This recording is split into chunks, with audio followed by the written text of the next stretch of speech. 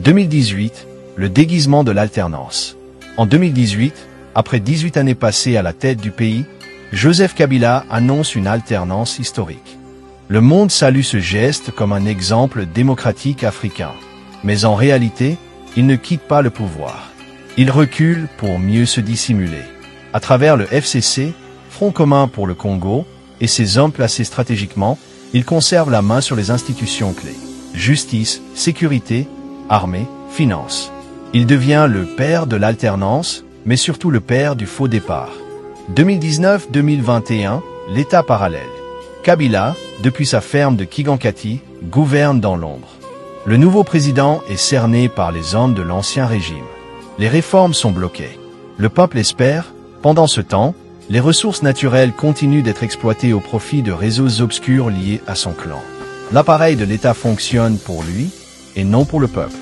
2022, l'alliance toxique. En 2022, les connexions deviennent plus visibles. Kabila, en accord avec des puissances extérieures, notamment Paul Kagame, réactive des liens secrets. Le M23 refait surface à l'Est avec une brutalité sans précédent. Derrière cette insurrection, des intérêts stratégiques, le pillage du coltan, de l'or et du lithium. Le groupe armé AFC émerge, présenté comme une force locale, mais financé et guidé par des forces extérieures avec la bénédiction tacite des anciens du régime. 2023-2024, la phase rebelle. Joseph Kabila active le chaos. Tandis que le pays lutte pour des élections crédibles, lui et ses alliés multiplient les sabotages. Au réarmement des groupes rebelles, aux déstabilisations institutionnelles, aux propagandes contre l'État légitime, aux créations d'un récit selon lequel son retour est une solution. Son image se redore auprès de certains grâce à une stratégie de victimisation, de nostalgie politique et de mensonges répétés. Regardez, le pays allait mieux avec moi. 2025, le retour masqué du rebelle. En 2025, le masque tombe.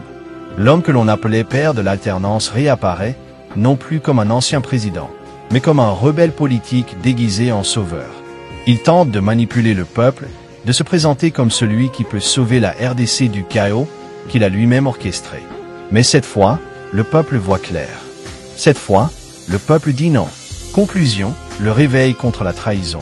Le schéma subversif de Joseph Kabila n'est plus un secret. Il a changé de visage, de rôle, mais pas d'intention. Garder le contrôle sur le Congo, à tout prix.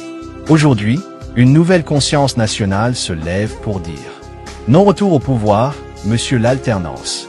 Le Congo n'est pas votre champ de bataille. La souveraineté appartient au peuple et non à ceux qui pactisent